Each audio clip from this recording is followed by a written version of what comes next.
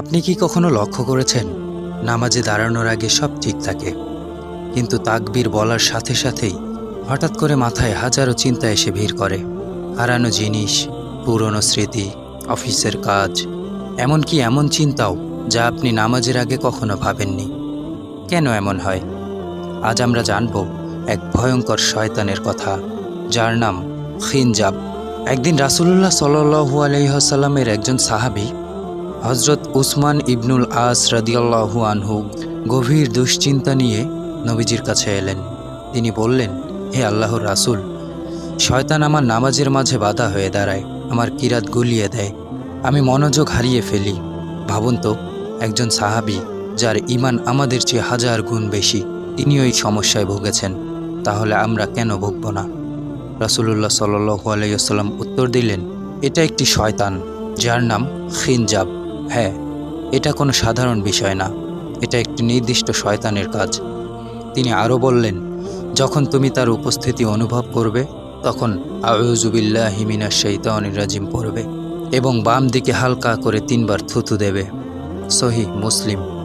এই খিনজাব শয়তান কিভাবে আমাদের আক্রমণ করে, চলুন একে একে দেখি। হারানো জিনিস মনে করিয়ে দেয়। আপনি যখন নামাজে দাঁড়ান, হঠাৎ মনে পড়ল ওই জিনিসটা কোথায় রাখলাম। নামাজ শেষে আবার ভুলে যান। এটা কাকতালীয় না, এটা পরিকল্পিত আক্রমণ। দুনিয়াবি টেনশন ঢুকিয়ে দেয় নামাজে দাঁড়িয়ে গেলে। হঠাৎ অফিসের কাজ, ব্যবসার লেনদেন, পরিবারের সমস্যা সব মাথায় চলে আসে যখন আপনি নামাজে দাঁড়ান। যেন নামাজটাই এক চিন্তার সেশন হয়ে দাঁড়ায়।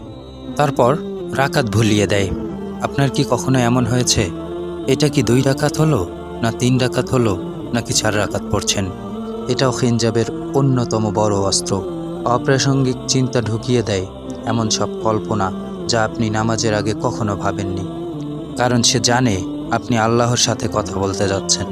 একটা কথা মনে রাখুন, শয়তান তখনই বেশি আক্রমণ করে যখন আপনি ভালো কিছু করতে যান। আপনি যদি নামাজ না পড়তেন, সে আপনাকে বিরক্তই করত না, কারণ আপনি তখন তার কাজই করছেন। এখন প্রশ্ন হলো, আমরা কিভাবে বাঁচব এই খিনজাব থেকে, অর্থাৎ শয়তান থেকে? প্রথমত, আউযুবিল্লাহ পড়তে হবে। যখনই মনোযোগ নষ্ট হবে, সাথে সাথেই বলুন, আউযু বিল্লাহি মিনাশ শাইতানির রাজিম। 2 নম্বরে, বাম দিকে হালকা থুতু দিন, নবীজির সুন্নাহ অনুযায়ী, হালকা বাতাসের মতো 3 বার। 3 নম্বরে, দৃষ্টিকে স্থির রাখুন, সিজদার জায়গায় তাকিয়ে থাকুন, চারপাশে তাকাবেন না। 4 নম্বর, নামাজের অর্থ বুঝুন। যদি আপনি বুঝেন আপনি কি পড়ছেন, মনোযোগ 10 গুণ বেড়ে যাবে। 5 নম্বর, মনে মনে অনুভব করুন আপনি কার সামনে দাঁড়িয়ে আছেন।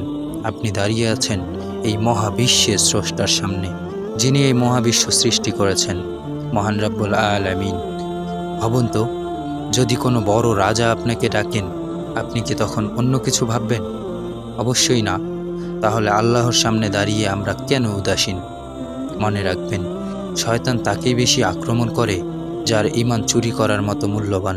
তাই মনোযোগ নষ্ট হওয়া মানেই আপনার নামাজ শয়তানের জন্য ভয়ঙ্কর। আজ থেকে যখন নামাজে দাঁড়াবেন, শয়তানকে চিনে রাখুন, তার সাথে যুদ্ধ করুন, কারণ এটা শুধু নামাজ না, এটা আপনার আখিরাতের যুদ্ধ। ভিডিওটি ভালো লাগলে লাইক, শেয়ার এবং সাবস্ক্রাইব করতে পারেন। আসসালামু আলাইকুম ওয়া রাহমাতুল্লাহি ওয়া বারাকাতুহু।